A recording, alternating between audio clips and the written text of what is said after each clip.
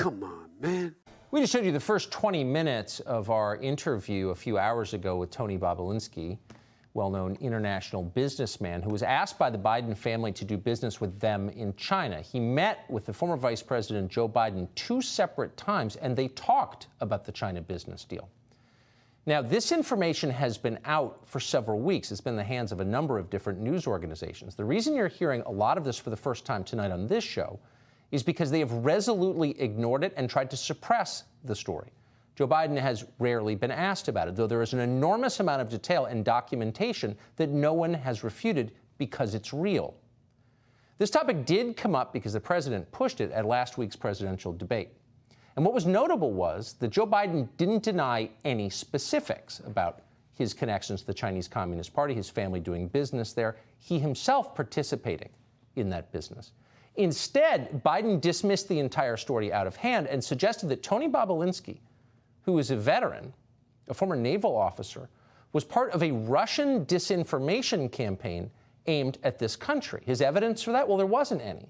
Instead, he cited a letter from, quote, 50 former national intelligence folks, almost all of them partisans, every one of them a liar. None of them had directly assessed the information. Not one of them called Tony Bobulinski. They knew nothing. Joe Biden said that on stage. And so when we spoke to Tony Bobulinski, we asked him his reaction to that. And here's what he said. Tell me about the conversation that you had with Joe Biden. What did he say to you? You mean the morning after he spoke? That's right. There was 10 people running around, getting him something to drink, and we were backstage in a cramped space, and he asked me to walk with him out to the car, and he just asked, how I did and what I thought of his speech, and I thought he did a great job in the speech, and obviously cancer is a very serious thing that we should all be working together to solve. I just lost a sister-in-law within the last 2 weeks, sadly, to cancer. And then he just sort of asked me to keep an eye on his son and his brother. Yeah. What do you think he meant by that? I think he was conscious of things, and I can't speak for him. Maybe right. I would love for him to go on record. As I referenced earlier, I'm only sitting here because they have not only have they not gone on record, they've denied it, and they've tarred my family name and a long history of serving this country, and have other congressmen now talking about Russian disinformation. This whole smear on Joe Biden comes from the Kremlin. I held a top secret clearance from the NSA and the DOE. I served this country for 4 years in one of the most elite environments in the world, Naval Nuclear Power Training Command. And to have a congressman out there speaking about Russian disinformation, or Joe Biden at a public debate referencing Russian disinformation, when he knows he sat face to face with me, that I traveled around the world with his son and his brother, to say that and associate that with my name is absolutely disgusting to me. Did you complain about that? I mean, to suggest that you were committing treason or a part of a foreign attack on our democracy, which is how they characterized it. I mean, that's such a serious and I think unfair charge. Did you bring this up with them?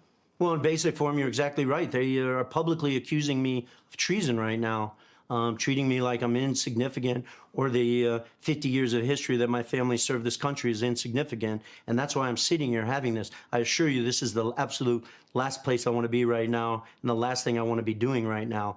But I feel like I have a patriotic duty to this country and every American citizen to go on record and to find the facts for them and let them do their own work. Let them decide how they view those facts or not. But for the Biden family to deny these facts, and then not only deny them, they could have just said no comment. But they didn't say no comment.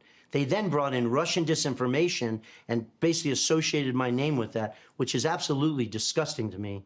And I had to go on the record. Last weekend, I was in Virginia. Sadly, my sister-in-law passed away at around, I think, 6:38 Saturday morning. That's the wife of my brother, who spent 28 years serving this country as a naval flight officer and just retired. So you can imagine me dealing with that and the tragedy of that.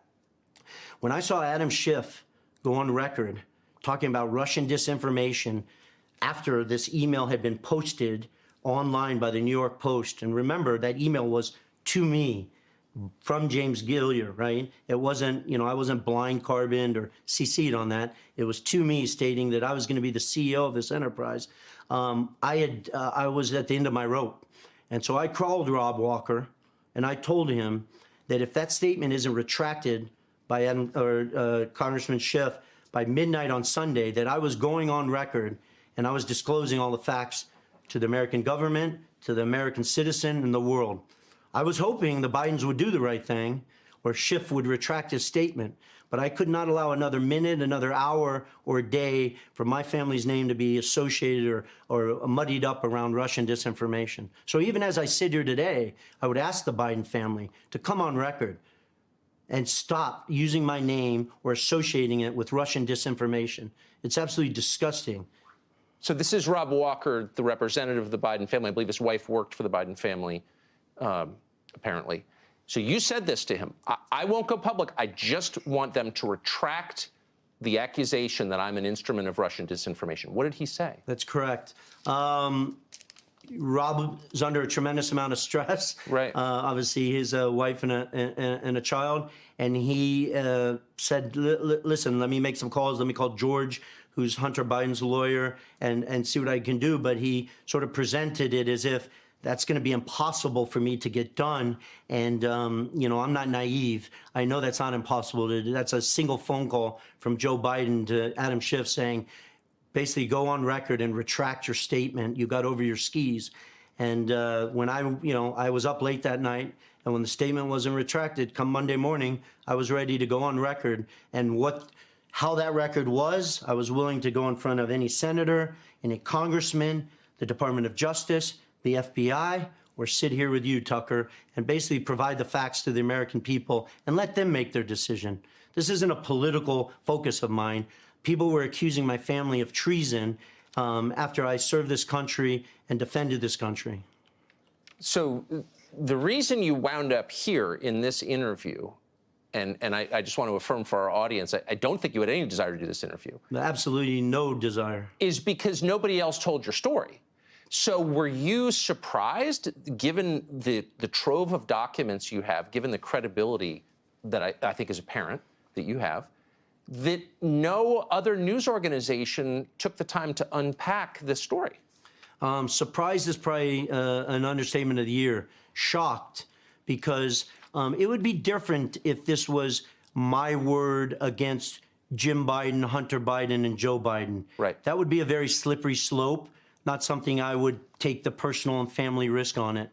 But I've provided more documents and facts that validate times, meetings, who participated. That email to me on May 13th was generated by somebody else sent to me. It wasn't me generating. These text messages that I've provided are Hunter Biden in the first person, Jim Biden in the first person, James Gilliar in the first person, Rob Walker in the first person. It's not me generating the text messages. It's them speaking. So you can interview them. The FBI can interview them. Our government can interview them. But I was shocked that not only the media is not only discussing this, they're going to the other extreme. They're dismissing it as Russian disinformation. This country has heard enough about Russia. We went through 3 years of every day, Russia, Russia, Russia. It's just absurd. The Cold War is over. And they're saying it about your family. Yes. The Biden family knew that you're going public with this. And you spoke to Rob Walker about it. Again, the self-described Biden family representative. And Biden family, meaning Joe Biden as well. What was his response when you let him know that you were going public with this? Trying to coach me, trying to sort of say, hey, we don't want to do that. We don't want, press trucks out in front of our house. I'm going to have to move. I could lose my job. And all that, I'm not trying to cause any harm to anyone in this situation, right, let alone Rob Walker and his family, James Gilliar and his family. But basically, Rob's position was, if you go on record with all these facts, you'll bury all of us. If he doesn't come out on record, I am providing the facts. Tony, you're just going to bury all of us, man.